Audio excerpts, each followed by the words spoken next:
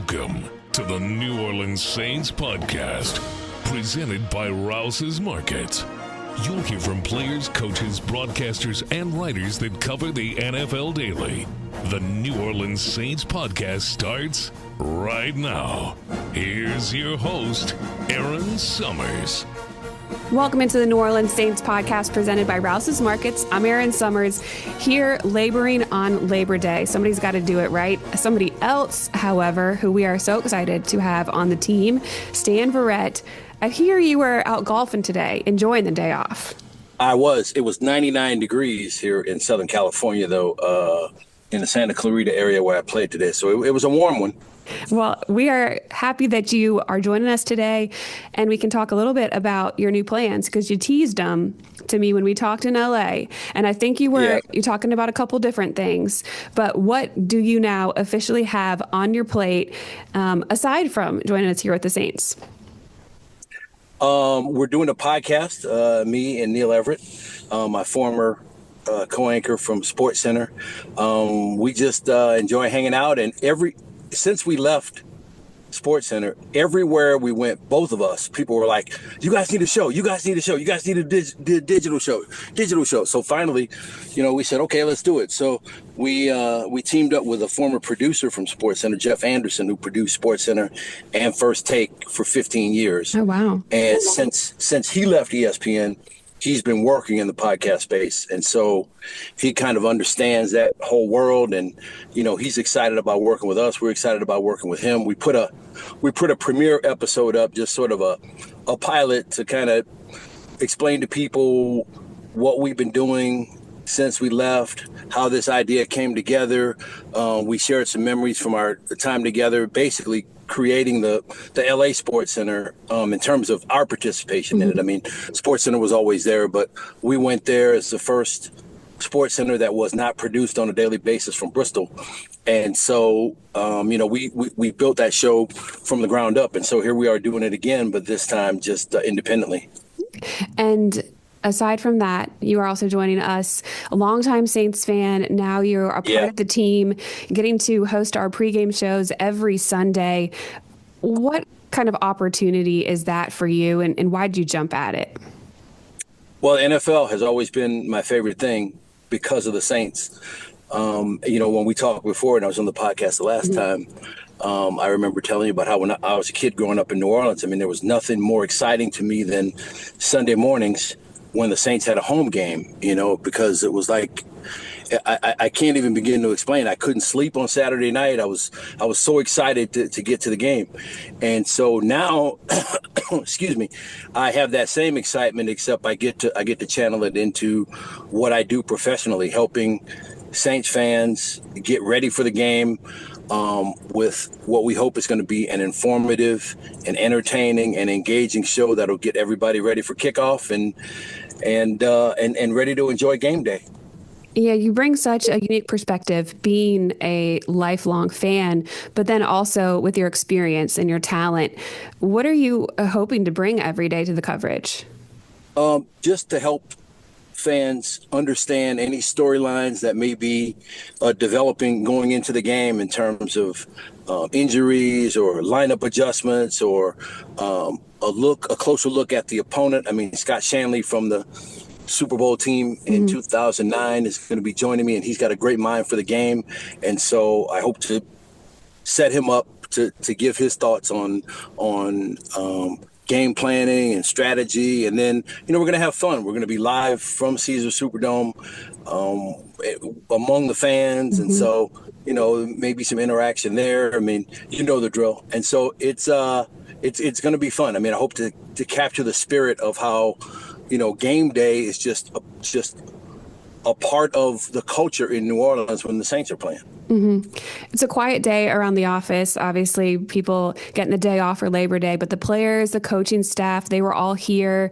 They're getting ready and excited for the first game in the Superdome. I guess kicking it off with the gold jerseys, bringing those back. What are some of your just initial storylines as you look at this first week for the Saints? I mean, it's massive. I mean, there are storylines everywhere. I mean, Kellen Moore making his debut as a head coach. seeing what he brought from his previous stops that's applicable to what he'll do with not only the Saints offense, but with the team's approach to the game. I mean, we got a little sense of it in preseason. We realized that they want to get much younger, and they did get much younger. And so he's sort of building it his way with his players, which is what he was hired to do. So to see what that looks like, to see the offensive approach in Philadelphia, he had Jalen Hurts and Saquon Barkley, two good receivers. So to see how he uses Alvin Kamara, we haven't seen that at all during the preseason, but you have to believe he's going to be a big part of the overall attack. Whether we see those run pass options that Jalen Hurts was so successful with. I mean, Spencer Rattler can move his feet, and with Kamara on those types of plays, that could be a weapon in the Saints' arsenal. On the outside, I mean, there's a lot of speed. Rashid Shaheed and Chris Olave, Brandon Cooks is still fast. They add Trey Palmer. We'll see what Vele can do as a red zone target. The offensive line, such a big part of Philadelphia's success. And you look at the first round draft pick with Kelvin Banks, teaming up with Fuaga last year. I mean, that's going to be a point of emphasis for the Saints if Kellen Moore's previous stops are any indication. So that's on offense. And then on defense, seeing what this 3-4 attack can do in terms of getting after the quarterback. Can the Saints make teams run one-dimensional by stopping the run from a 3-4 attack? This new look secondary with Kool-Aid McKinstry stepping up into a big role, Isaac Yiadom coming back, the two safeties. So there are a lot of new things for us to sort of digest as we go into this game, and we don't really know what it's going to look like. And then, of course, I mentioned Spencer Rattler, but his chance to be QB1 after earning the job in the preseason, to see how much the experience from last year, even though it ended in a lot of losses, to see how much that experience pays off in game situations when he has all the first teamers around him, something he really didn't have the luxury of last year. So there's a lot to watch, a lot to talk about, a lot to be excited about. So I can't wait for Sunday to get here. When we look at the opponent, the Saints are going up against in week 1 in the Cardinals. They were 8-9 last season. Quarterback Kyler Murray has not been as good as he was his first few years there, but they still have a lot of threats. Defensively, they've continued to improve under head coach Gannon, and they add Josh Sweat. What do you think the biggest threat on their team is going to be for the Saints? I think it's Kyler Murray. I mean, the offense is built around his talent, his ability to run when it's there, his ability to throw on the move, his ability to throw from the pocket. I mean, he's a really dynamic player, and they've built it around him, and so job one is keeping an eye on him, and then on defense you got to protect the quarterback. When they're on defense, Saints have to protect the quarterback, because that's another point of emphasis for them defensively and going out and getting Josh Sweat. It's they're a team on the upswing. They've increased their win totals the last few years, and they're looking at making another leap this year. So it's a good test for week 1. I'm glad the Saints are at home. They can get the fan support and hopefully get the season off to a winning start, because I think confidence is going to be big for this team in particular, because there's so many young guys who haven't played a lot of football in the NFL. And so confidence is one of those things where, like, winning helps build confidence. And so if they get off to a winning start before they get into the meat of the schedule, I think that could be really big, particularly for this group. Yeah, it is the beginning of the year under a new head coach, new quarterback, a lot of new pieces, a new defensive coordinator. There's not any film out on the Saints, really, besides this preseason, which we saw is a little more vanilla than what we're going to see in the regular season. How excited are you just to see what the Saints are actually going to look like in this new era? I mean, it's really intriguing, because I think they have, and I hope I'm not jinxing it by continually saying it, but I think they have a breakout star in Rashid Shaheed who can really stretch the field, and Spencer Rattler can get it there. So that could be a really, really exciting combination to watch. And then, hopefully that opens things up underneath, because if you have Cooks, Trey Palmer, and Shaheed in the game at the same time, I mean, safeties have to really be aware of what's going on, because any one of those guys can catch the ball and get to the end zone in a hurry. So that's a real strength. I mean, speed kills in the NFL, and the Saints have it in abundance. So if they can use the run to set up the pass, and get Shaheed down the field on some play action moves that kind of freeze the linebackers, make the safeties question what they're looking at, there could be some big plays to be had there. So that RPO that Philly ran so successfully with Jalen Hurts, I think that could be a part of things here too with Kamara. You know what people keep bringing up around here is the tush push and when we're going to see it. And I think that should be like very far down the list on what we're trying to do here. Let's start with baby steps here. Make sure we can get some of those connections going with Rashid, get our run game going with Alvin Kamara and Kendre Miller, who looked so good during this preseason. Yeah, I'll take tush push. I'll take fades to Valet in the end zone. I'll take underneath stuff to Olave. I'll take pitch outs to Kamara. Whatever it takes to get in the end zone. I mean, that has to be a point of emphasis, not settling for field goals, not having empty trips into the red zone. The Saints move the ball pretty well between the 20s, and then the red zone, I think, is really a point of emphasis. So I'll be particularly interested to see what they do in the red zone, because I think some of the moves that they made were specific, especially Vele, were specifically designed to create more success in the red zone. Sure, having that big target. You look at Juwan Johnson, too, in the tight end room. He's another one of them.